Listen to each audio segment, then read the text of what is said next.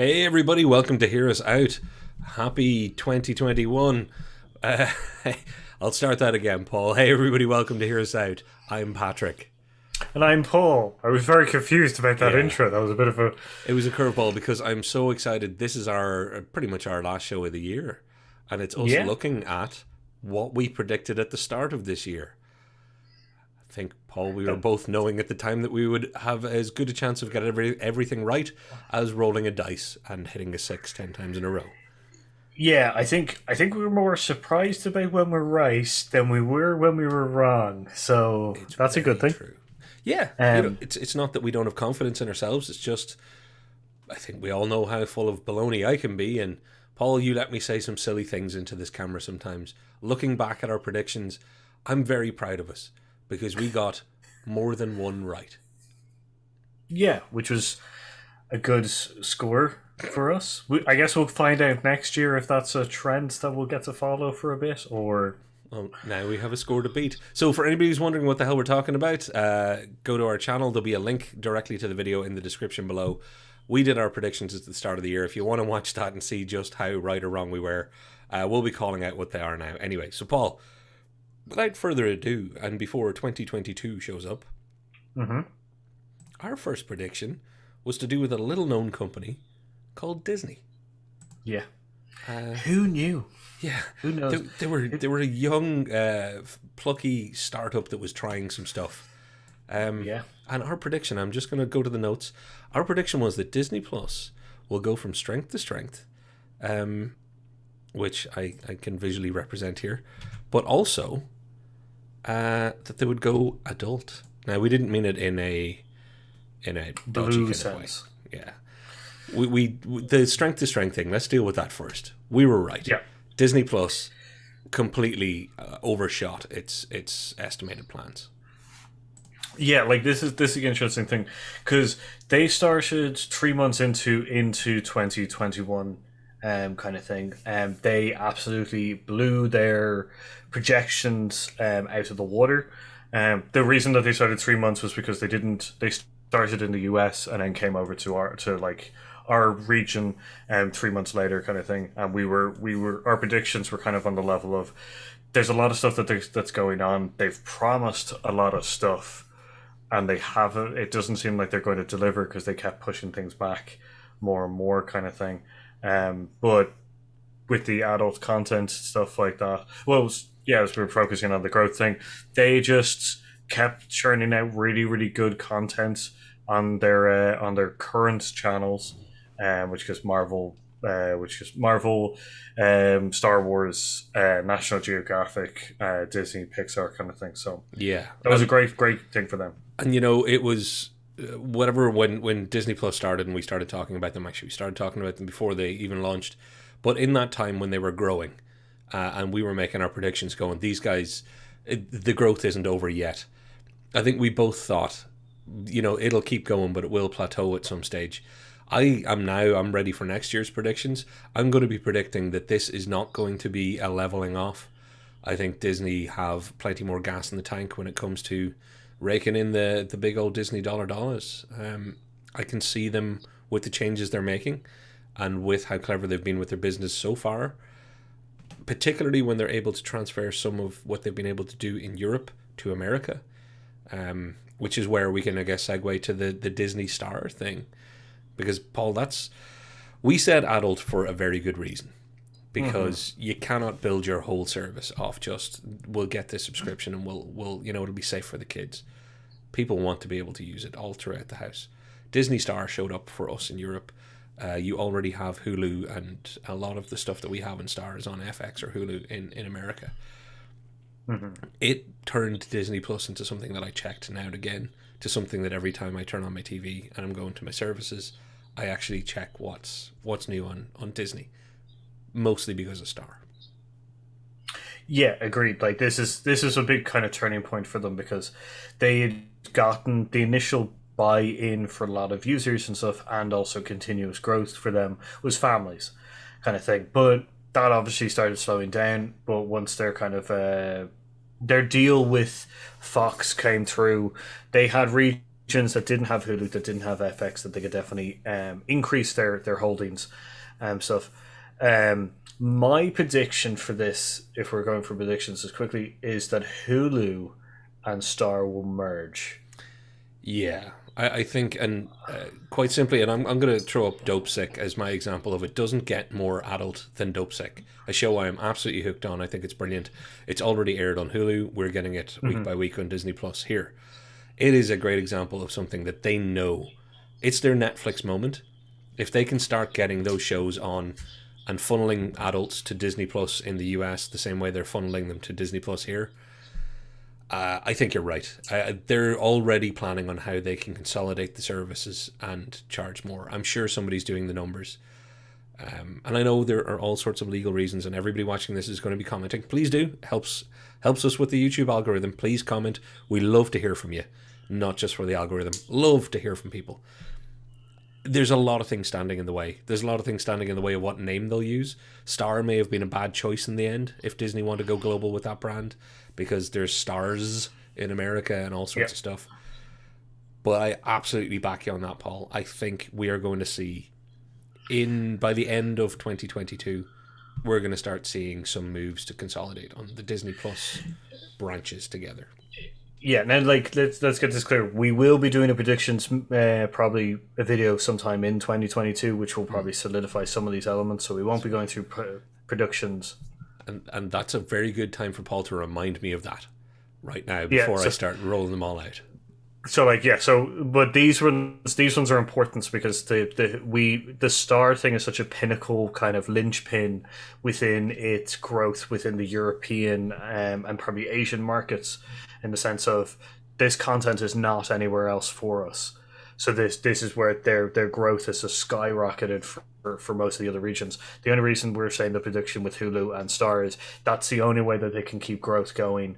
And we've seen some kind of duplications on some of their services already, kind of thing. So like their growth has been good for Disney Plus platform. I think the Hulu platform has gone down and stuff like that because of the Disney Plus platform. So, but dude, I think we're missing the big story here. We were right. So prediction number 1 down. We were right that Disney Plus would go from strength to strength and go adult. We were completely correct. Wow. Yeah. Out of the gate strong. Yeah, I'm pretty happy with that one. Yeah, me kind too, of thing. Because there was no talk about it being placed on because I think our prior predictions were the fact that Hulu might be released here. Yep. In some way with the Star thing, but then we pivoted and went, no, it's better that they put it on one platform, which is Disney Plus. And at one point I was doing the whole waffle about maybe they'll do, collective packages like they do in America with the whole, if you buy this plus ESPN plus whatever else, you get a reduced thing. But no, it makes much more sense the way they're doing it. Paul, I want to keep this streak going. Our next prediction was Netflix will do something different. Before anybody shouts, that's a bit vague. We were more specific at the time. I think it was me that said they'll have things like it'll start being like a TV. They'll start playing things at certain times. And you said that they might go for a device or a physical product. This was the prediction of during the time of when they just announced the opening or the creation of their new studio. In Albuquerque, isn't it? New Mexico. Yeah. So like we were like they're opening a massive studio. We already know that they're going to start making content every year. That was also the time when they started announcing that they were going to release a new movie pretty much every month or a couple of months. Yeah, 2 a month or something kind of thing. Like that, yeah. So we were like, they have killed the market of movies and new streaming contents and stuff like that. So they have to do something different to build their revenue. And you suggested, scheduling. I think you did. I think I think I may have done physical product, but I think you said something about the devices as well, that they had to do something. I can't take the credit because I remember watching this back for the notes. That was you, and I was like, God, he's probably right. And weirdly, Paul, we were both a little right, but you were definitely right, so I get to claim it. Team us. Well, here's us together. Exactly. They did bring in the kind of play something randomized button, but what I was talking about when I said like schedule TV, And part of the reason we said Netflix would do something different, Paul, is because they were going to be coming under pressure from everybody else. And Netflix is the king. They're the ones with the crown. And they don't have a history of sitting on their behind. Like, they're pretty good at moving and swinging and trying things out. One of the things I really like about the company, they'll take a swing, they'll have a miss, and they'll just take another swing again. It's great. They didn't quite go for it, but the play something's as close as that kind of came. But what you have pointed out, talk about a physical product. There's the Netflix store. Yeah. Yeah, which I found out little do people know about it. Netflix.shop. I think it's netflix.shop.com. I'm just going to go to it as quickly. I saw this. I saw this in a New York Times magazine article, like in June, and was just like, "What the hell? I can't believe they're doing this!" And then immediately forgot about it. And let's face it, we're on YouTube. It makes sense. How many YouTube channels do you know that don't have their own T-shirt or merch or something to sell? Like, this is Netflix, for crying out loud. Them not having their own merch store, now that you think of it, it's insane. Particularly with all of the money I've spent on Stranger Things merchandise for my niece, who is obsessed with Stranger Things and yet had never seen it. She was just at the right age that all of the other girls thought that Millie Bobby Brown, Millie Bobby Brown, that's her name, right? Seven in Stranger Things is the coolest kid in the world. Right. So yeah, loads of other people made the money. I'm sure it was brand deals, but why not go direct to consumer? Buy direct from Netflix. Get your swag here. Yeah, like, that's the interesting thing, because they have like the doll, the like green light, red light doll thing from Squid Games. They have a whole bunch of their chill clothing brand, which is like the snuggy kind of blanket hoodie things, and they've also got like socks and underwear and a bunch of other stuff. They got blankets, kind of thing. Like, they have a lot of stuff, and they've got a couple more things coming out and stuff. So like, yeah, they really decided to go into they went into the Netflix merchandising kind of thing, which is where I thought that they might go, but I didn't see the fact that they were going to also start doing merch for shows that are specific, like, that are Netflix originals. Makes sense. It makes perfect sense. I just didn't think they were going to be licensed for any of that. You know? Yeah. The people behind the deals in Netflix, the contract writers, are impressive people, I would say, considering Netflix's history. They must have some of the sharpest people with a pen and paper, or a keyboard and printer, let's say, for contracts. So I would imagine they have some pretty good methods to get licenses to sell and to pass on their brand. Yeah, because like, I know people are going to be like, well, Netflix originals is just Netflix. It's just like, yeah, but Cowboy Bebop, although technically is a Netflix original, it's also a franchise that's owned by someone else. Yeah, but they have live action Cowboy Bebop merch. Oh, so that's where I'm leveling this kind of thing. We kind of outed them about 2 years ago on a show where it was like, Netflix originals. Like, they just bought that. That was actually already out. It's no more a Netflix original than anything else. They pretty much just bought it up. Now, don't get me wrong, they are making their own stuff too, and I don't care how they get it. It's like Elvis. I don't care if he wrote his own songs or not. The man could sing and dance. And on that weird segue, Paul, on to our third prediction, which is the one I was hoping would be right the most. Yeah. And it was that cinemas will reopen and make a comeback. Partially right. Cinemas did reopen around the world at the time of this, and we won't mention the C word or any of that stuff, but before the Darkest Timeline started, and The Thing showed up, we were in the middle of this last year, the middle of The Thing, as we now know it.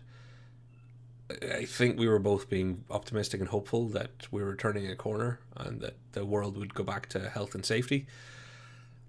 For the most part, cinemas have opened, though. Cinemas did actually get to open. And I'm surprised at how good the attendance has been in some cases. Like, there have been movies that have made money. Maybe they haven't made as much as they want to. But I'm not seeing cinema culture dead yet. which is made me happy. So I don't really think that we can claim this as a completely right, but we were definitely partially right that cinemas wouldn't stay closed. Yeah, yeah. If our prediction was they reopen and they make a comeback like they originally were, yeah, we're right about the reopening part. The coming back kind of part of like, yeah, large amounts of people who really want to go to cinemas getting out there and really kind of think, yeah, not so much kind of thing. I used to go once a week. I have not gone as much as I used to. Yeah, me either. Me either. Kind And of thing. again, it's part of it is just my own health and safety and that of my loved ones. But also, I hate to say it, my cinema, my preferred cinema, didn't have a strong reopening as far as their organization and preparation. Like the first time I went back to the cinema, there was just no. The first time that you could go and buy food, there was no popcorn. They hadn't really worked out how to order stuff in. It was all just very weird, and it took them a couple of months to iron out even the basics.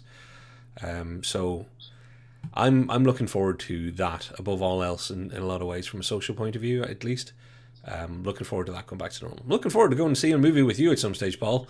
We might Yeah, even do a whole special on the channel of first time the two of us go to the cinema together. yeah. But as The far as Instagram. predictions go, we weren't a million miles away. It was definitely hopeful at the time. I'm still hopeful now. Yeah. Like I don't think this is I think the partial win here is the fact is that we got a reopening even though we went back a few steps Yeah. within the darkest timeline. So Yeah. So that leads us nicely on to prediction number 4. Home release will not become the norm because at the time Wonder Woman 84 had come out, that Christmas Day before we did our January 1st predictions. And I think, there's a few caveats here. Yeah, they'll be selective. So that was our thesis on this was that it's not going to become the norm. Like a lot of people were shouting at the time, going, that's it. Everything's just going straight to streaming. There'll be no more cinema releases. Cinema's dead. It's all gone. But we were like, no, they'll pick their times and their places. They're not going to miss out on slices of cash. Until cinema is truly dead, you're not going to have companies going, I'll just give up that revenue. They'll keep trying. yeah, like that's this at the time felt like a crutch more than a trend Mm. kind of thing. Like so, I'm happy that we got this run right, and it was more of a crutch kind of element to it than it was the norm, which is nice. Like as just like as we've said, like HBO Max seems to be the biggest kind of driver of this kind of thing, Yeah. and Disney have been very selective, and I think they've been very selective because of a movie that we will talk about later on a little, and like so we'll probably end this segment on that. Yeah. Um, so yeah, so HBO Max have been the only one that kind of drive this a little And bit forward. we talked about that actually during the year because HBO Max, just for anybody who doesn't know, HBO and Warner and the whole thing, they were like, no, we're going to HBO Max with our movies. We're doing day and date releases, which means if it comes out in the cinema, you'll also be able to watch it on HBO Max the same day, same date, same everything. Paul, we were both slightly miffed at that. It wasn't necessarily a good thing for multiple reasons that we've previously covered. I'm kind of glad that they've not completely backed down on, but they've definitely softened their approach. That's no longer. It's now that was only for the entirety of 2021. For 2022, which is in a few days from when you're watching this video, they're not sticking to that guns. They're going to be doing cinema release again without the promise of day and date on HBO Max. Again, they'll pick their fights just like Disney. Which, Paul, I think you can probably segue us into the next one by talking about that particular Disney film. Yeah, I think the reasoning that a lot of studios have now been very careful about what they're doing with the whole like 1 day release on their streaming services and cinemas because of Black Widow. Black Widow had such a kind of turmoil in the sense of it was meant to be a release in the cinema. That was a deal that they had with Scarlett Johansson, and then they screwed that by putting it out on Disney Plus as well, Yeah. same day as well, I think.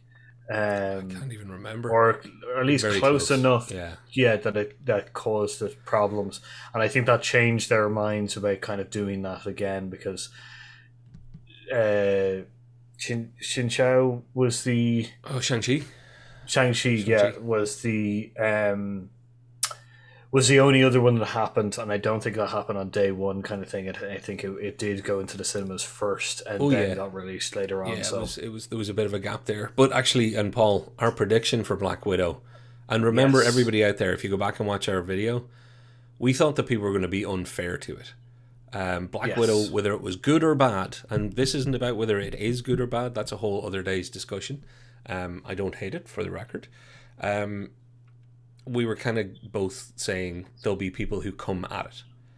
Just because it's been so long, just because of the fever pitch that was being, that was built up to. And I think some of the notes I took from what we said, people will be people will be out to take a swing at Marvel. Folks won't be nostalgic for Marvel because it'll only have been a year and a bit since the last one. Joker had happened from DC.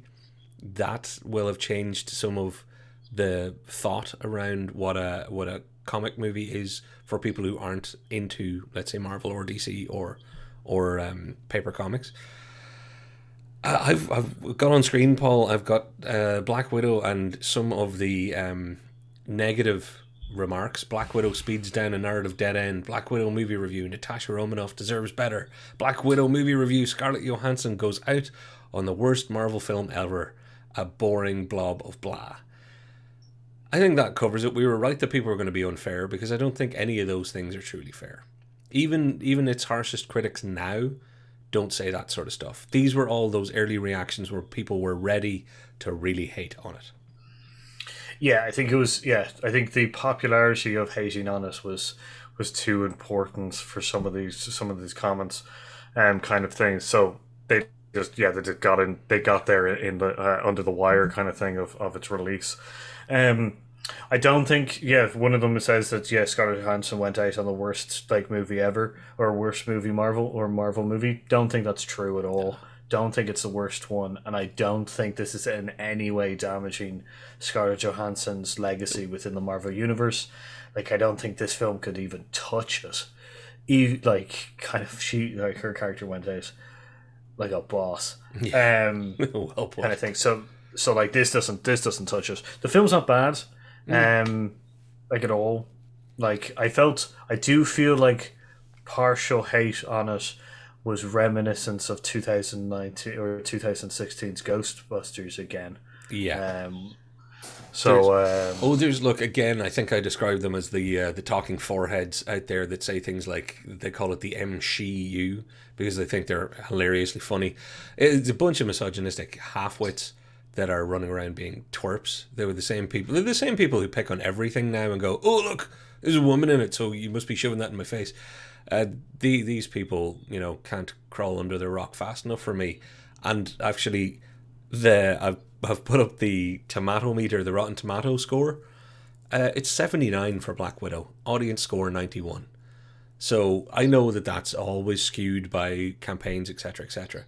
But there is no way that if all of those people were really right, that it would even be able to get itself to a fresh rating on Rotten Tomatoes. So we were frighteningly correct, Paul, that people were going to be. I guess we're always going to be right when we think the worst of humanity, because it usually doesn't disappoint. Yeah. We were frighteningly right on the kind of just generic hate for a female-led film. Yeah. Kind of thing. So those people. I think we both even said it, or I think afterwards we both even talked about it, that if we were to choose one of them to be wrong, we were hoping that was going to be it. Yeah, I don't know. I remember that conversation. I don't know if it was in video or after, but yeah, we were both kind of going, if there's one of these. Oh gosh. Anyway, that's Black Widow. I think it's going to have it's going to be fondly remembered. It's not going to be remembered the way that people who wanted to hate on it before they even saw it thought. But Paul, our next one was much more ambitious, because now we get into where we obviously I think we might have been having a little snifter of Grandpa's old medicine there while we were doing this, because it gets wackier as we go. And the next one up is Streamers or YouTubers will start making the leap into traditional media acceptable. I think I've written that quite badly, but you get the I idea that think there will be people who will jump the fence and start appearing. Streamers, as much as Will Smith was showing up on YouTube and people were showing up on Twitch, the reverse was going to start happening, where people were going to start showing up in movies and on TV shows and on the Tonight Show couch. Paul, I'm going to have to say that we weren't 100% unequivocally right, but there's enough there to support it. Yeah, like I think our level in which we were thinking was possibly a lead in a film, or at least a active second character kind of thing. Yeah.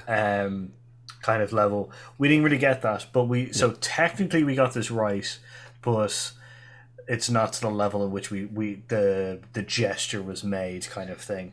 No. Philip DeFranco is not reading, he's not going in for Cuomo's job on CNN. And we haven't got. Although Jacksepticeye, we love you, brother. You did not only get to interview and hang out with Ryan Reynolds, etc., etc. You then showed up in the movie Free Guy with a bunch of other people. And then there's somebody, and this is one, I got to be honest with you folks, I kind of had to look this person up. But Bella Porch is a streamer who crossed over into music. Obviously, she's musically talented. I checked out the one song that was her most famous. Sounded pretty cool and fun little song. So you got people making careers in traditional media. I think we definitely can say that that's happening. Now, maybe you're right, not to the level that we were aiming pretty high. Yeah, like that's because like we can go back quite far in that kind of leaps, because like Bo Burnham started on YouTube. I suppose, and now he's a kind of active kind of stand-up comedian, performer kind of person. So, Director, but we were talking about, like we were talking about the level of kind of like me or you, having our own, making one of those movies that we wanted to make and being allowed to star in it for no particular reason. Because let's face it, any of the movies you or I have conceived of, we want proper actors. Happy to have credits. I don't think I'd necessarily cast me in anything that I wanted to be successful. Maybe a Alfred Hitchcock, Peter Jackson-esque cameo kind of thing, but otherwise no. As much as I would love to be my own action star, I'm so conditioned though, Paul. If we made a movie, no matter what it was called, the first time I'd show up on screen, I'd go, "Hey, everybody, welcome to Hear Us Out." Yeah, yeah. That's like, subscribe, and share. Comment down below. But Paul, we weren't wrong. I'm going to call this a medium right. Yeah, I think a partial right was probably good enough because of the gesture that we made, or the kind of level in which we suggested it. Yeah, kind of thing wasn't fully followed. I'm thinking the next one, and I should have written who said it beside each of these, because I think this one might have been me again, just feeling kind of giddy. I said an A-list star will make a move into streaming or podcasting. I took the reverse angle because we were talking about John Krasinski had been doing some stuff during the darkest timeline. We've had people. There isn't really anybody. I know Jablinski Games existed then, so Jack Black had already done the jump.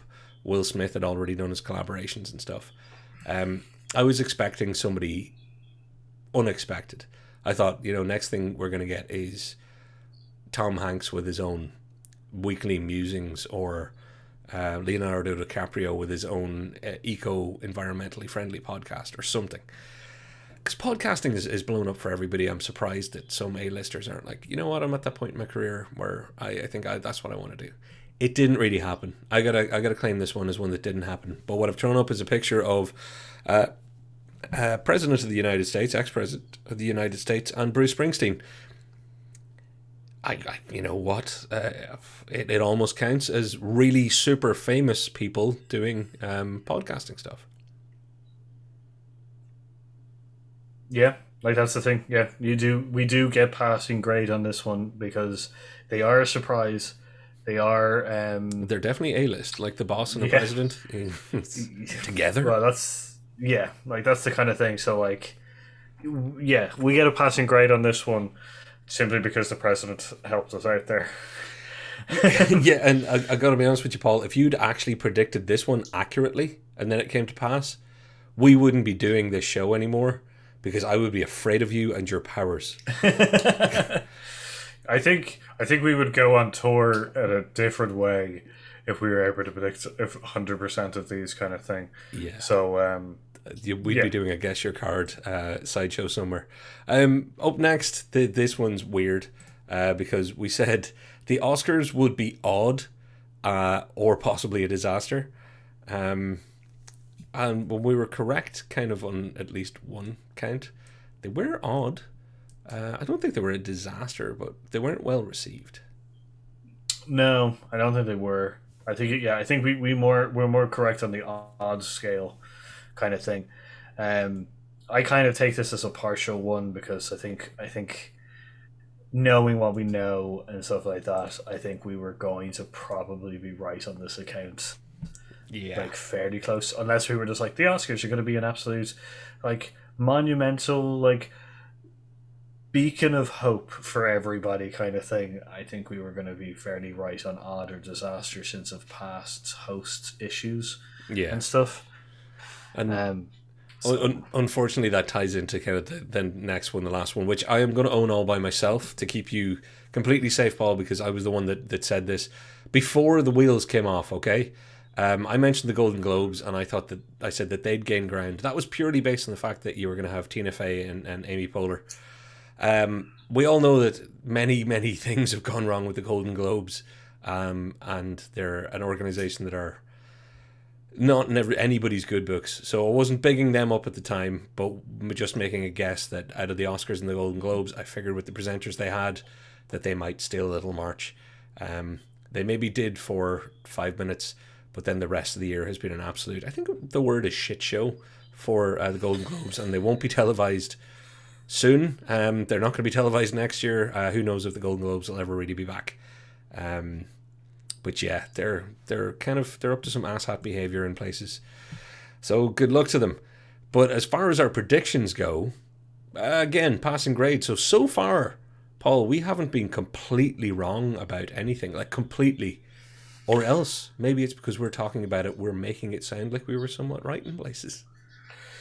yeah, like so I took a score sheet. I think the Golden Globes one was the only one that we can kind of suggest that we may have gotten 100% wrong. Yeah, I think that's safe. Um, but we Thankfully. got four completely right, and then we got three partially right kind of thing. Now, the third partially right one is the Oscars. The only reason we say that is because I think we could have predicted that in our sleep Yeah, yeah.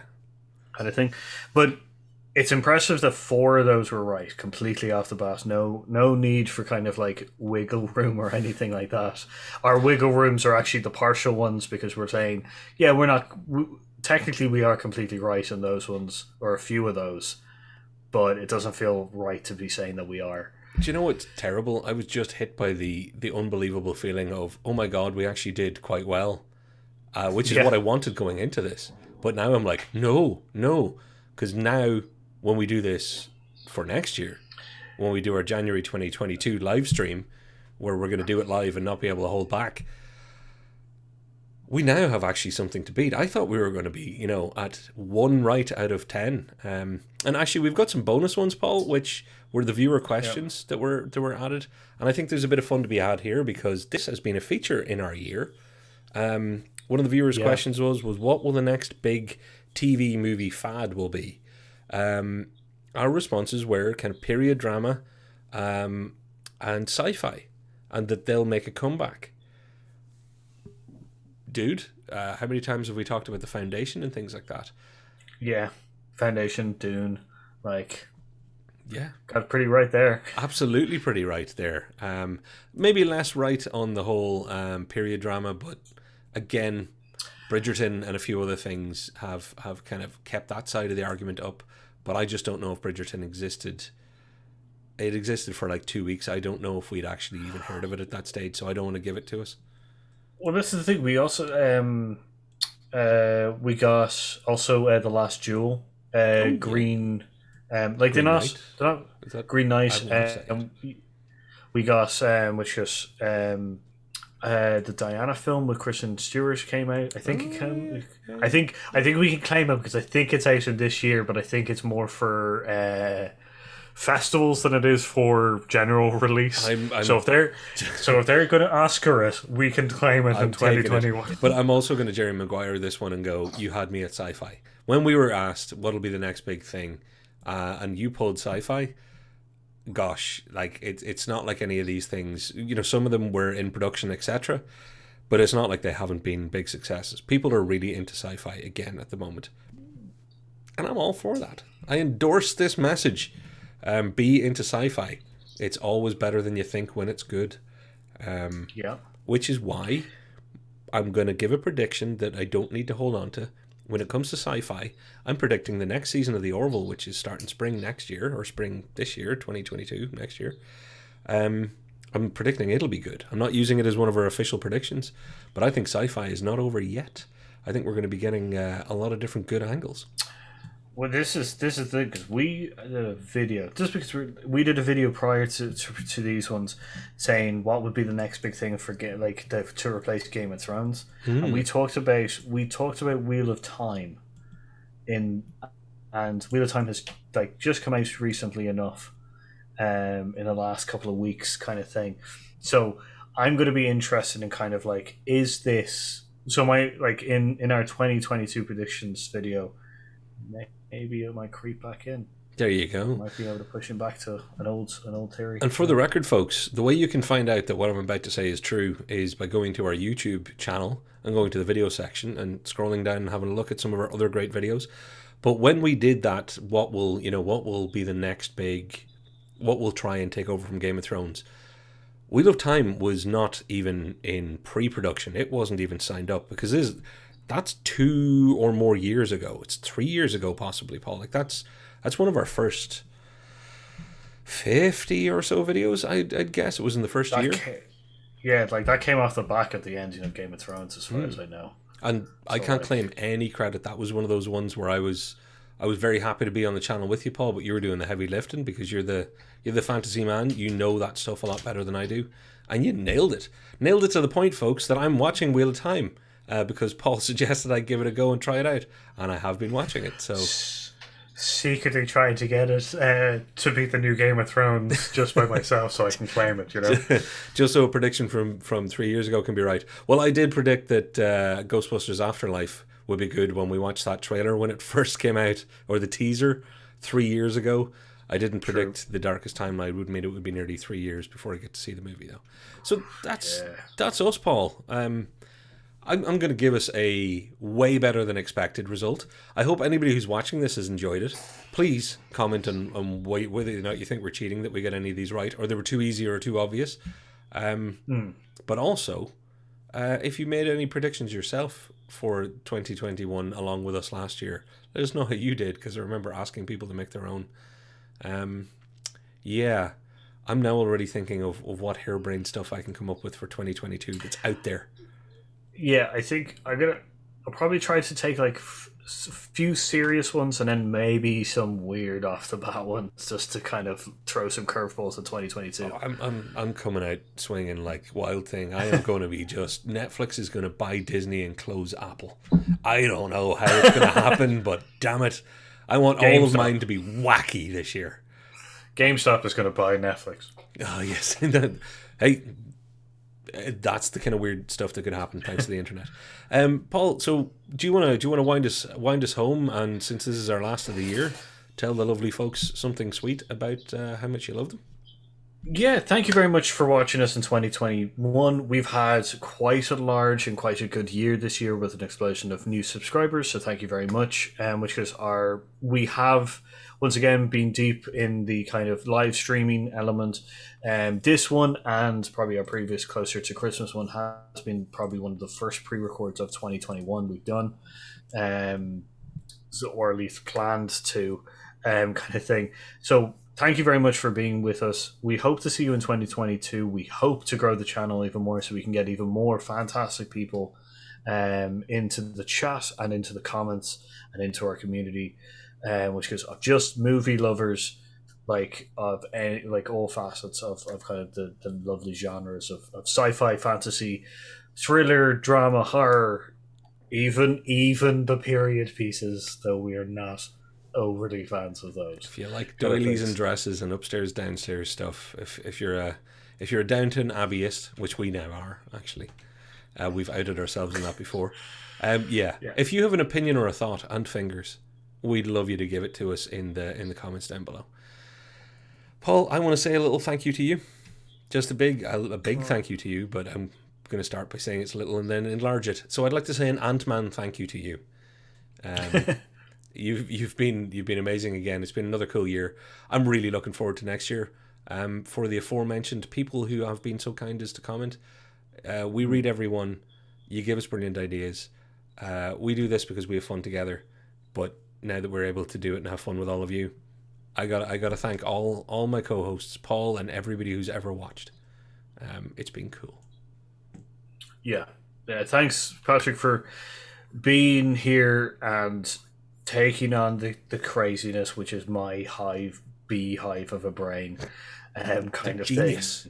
thing. Oh God, no. It's mostly just absolute horrible natterings of a crazy person, and every now and again I'll just be like, "Hey, what about this?" And they'll be just like, "Yeah."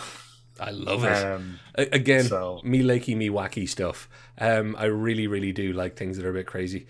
And Paul, both you and I are certifiable more often than not. It's why we come up with what the hell was that? My favorite of this year, two Star Trek and Fast and the Furious are the same franchise. two Trek 2 star. The star on the track.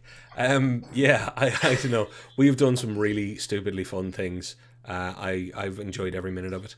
Paul, I'm going to let you say the Happy New Year, and then I'm going to hit the buttons to make us go away. Yes, so happy Christmas, happy holidays. Hope your new year is a fantastic one as well. Stay safe. All the love to your loved ones as well. Which is, we'll see you in 2022, where we can be a little bit more optimistic, hopefully, of the future. Absolutely. So, thank you very much. I've been Paul. I've been Patrick. And we've been Hear Us Out. So, see you in 2022. See you in the future, everybody. Doc, get the DeLorean.